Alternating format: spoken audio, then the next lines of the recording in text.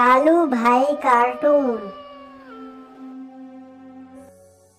एक निरंजनपुर नाम का शहर था जहाँ बहुत सारे लोग रहते थे, जिनमें से कुछ बहुत ही अमीर थे। एक दिन इसी शहर में 3 लोग आए थे जो सर्कस वाला खेल दिखाते थे। ये लोग इसी शहर में इधर उधर जाकर सर्कस दिखाते और अपना पेट भर कर गुजारा करते थे। इनमें से 2 पति पत्नी और तीसरा वाला उनका लड़का था। सर्कस वाले लड़के के पिता चाहते थे कि मेरा लड़का दुनिया का सबसे बड़ा जोकर बने।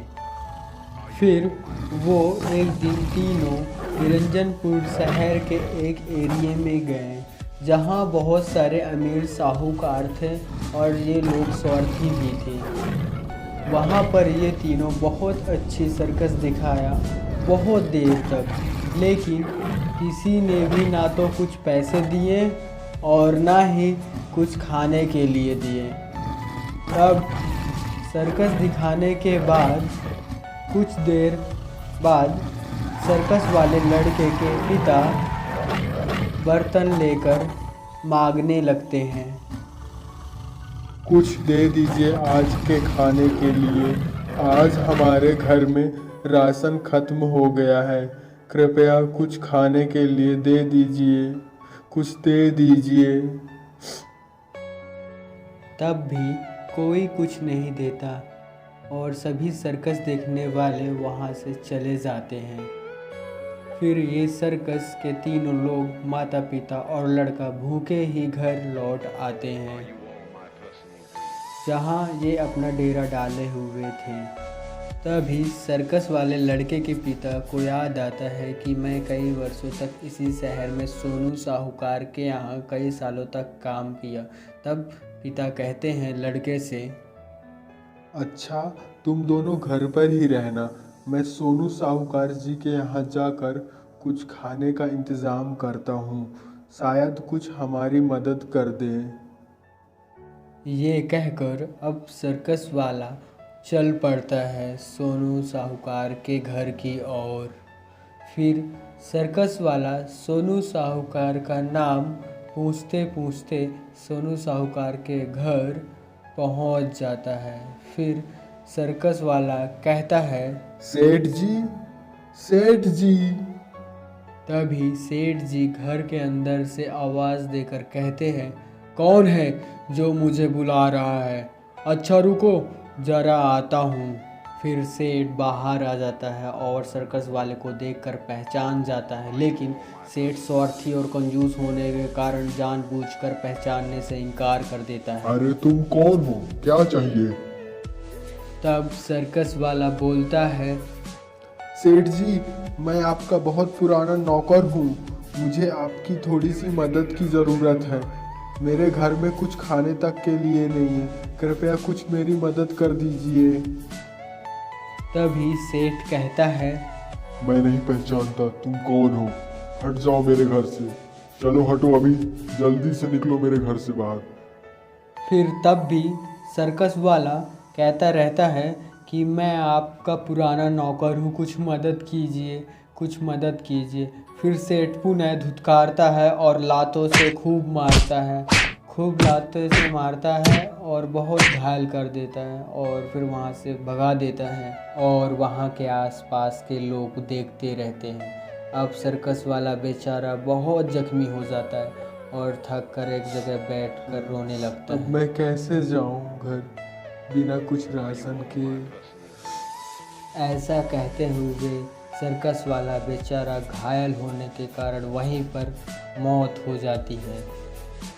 बहुत देर हो जाने के कारण कुछ समय बाद अब इधर सर्कस वाले की पत्नी कहती है अपने लड़के से, इतनी शाम हो गई है, अभी तक तुम्हारे पिताजी नहीं आए हैं। जाओ बेटा, जाकर जल्दी पता करो। फिर सर्कस वाले का लड़का चल देता है साहूकार के घर की तलाश में। ये लड़का शॉर्टकट पास वाली गली से जल्दी पूछते हुए जाता है तभी लड़का एक आदमी से पूछता है, क्या सोनू साहूकार जी के यहाँ सर्कस जैसे दिखने वाले कोई आए थे? तब वह कहता है, हाँ आए थे, लेकिन लातों से मार कर सोनू साहूकार ने भगा दिया था। ये बात सुनकर सर्कस वाले लड़के का खून खौल उठता है और अपने पिताजी की तलाश करने इधर उधर निकल पड़ता है। तभी कुछ दूर चलने पर लड़के को अपने पिताजी की घायल अवस्था में बॉडी दिखती है। जैसे ही लड़का नज़दीक जाता है और पिताजी को उठाता है तो पता चलता है कि पिताजी अब जिंदा नहीं रहे और लड़का बहुत रोता है। फिर अपने पिताजी की बॉडी लेकर अपने घर की ओर चल पड़ता है। जैसे ही वो अपने घर के नज़दीक पहुंचता है उसकी माँ दौड़ कर आ जाती है और वो भी फूट फूट कर जोर जोर से रोने लगती है। मत रो माँ, मत रो। तभी अचानक माँ ज़मीन पर गिर जाती है और मृत्यु हो जाती है। तब बेचारा सर्कस वाला लड़का जोर जोर से रोने लगता है। नहीं माँ, उठो उठो, अब मैं इस दुनिया में अकेला नहीं जी पाऊंगा। उठो माँ, उठो।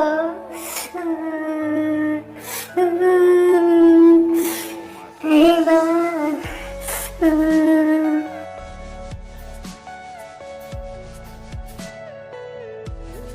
फिर लड़का अपने माता पिताजी का दाह संस्कार करता है और तब सर्कस वाला लड़का कसम खाता है, माँ, आज मैं कसम खाता हूँ कि अब मैं दुनिया का सबसे बड़ा जोकर बन के दिखाऊंगा और उस सोनू साहूकार के पूरे वंश को ख़त्म कर दूंगा। इस दुनिया में अब कोई भी साहूकार नहीं रहेगा।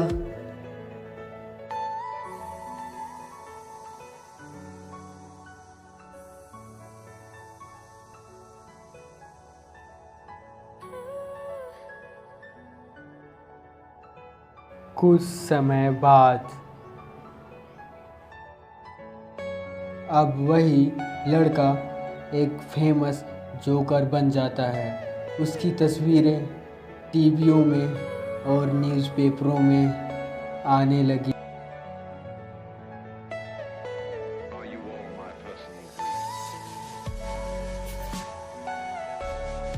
कई सालों बाद अब समय आ गया था। अब जोकर निकल पड़ता है साहूकार की तलाश में और उसको जान से मारने के लिए।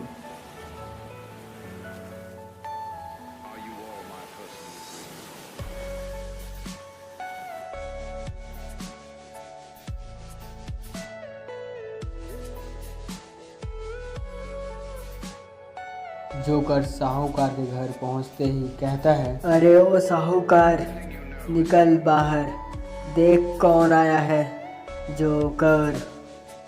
फिर जैसे ही सोनू साहूकार घर से बाहर निकलता है, जोकर गोलियों से उसको भून देता है।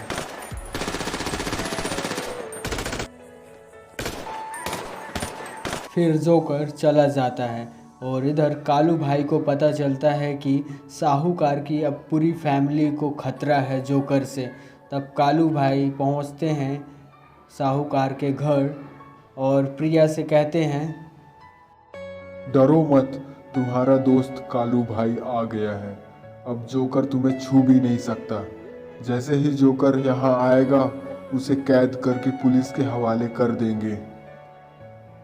तभी कुछ समय बाद जोकर अपनी कार लेकर वहीं आ जाता है। फिर कालू भाई भी बाहर आ जाते हैं। तब जोकर कहता है, तू कौन है? हट जा मेरे रास्ते से, नहीं तो तू भी मरेगा इनके साथ। तब कालू भाई कहते हैं, तुम्हारी दुश्मनी तो केवल उस सोनू साहूकार बुढ़ऊ से थी जो कि तुमने उसे मार दिया, तो तुम अब क्यों सबके पीछे पड़े हो, क्यों सबको मारना चाहते हो, मुझे बताओ। तब जोकर कहता है, बेटा, बाप को ज्ञान नहीं देते, और रही बात मारने का, अब मुझे मारने में बहुत मज़ा आता है।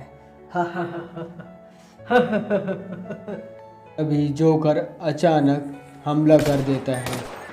कालू भाई बुलेट प्रूफ जैकेट पहनने के कारण एक भी गोली नहीं छू पाती।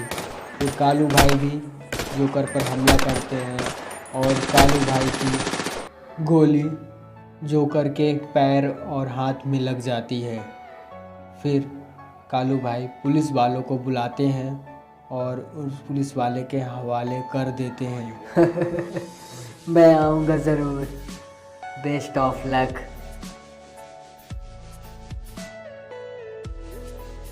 Please subscribe, like, wait for second part. Thank you for watching.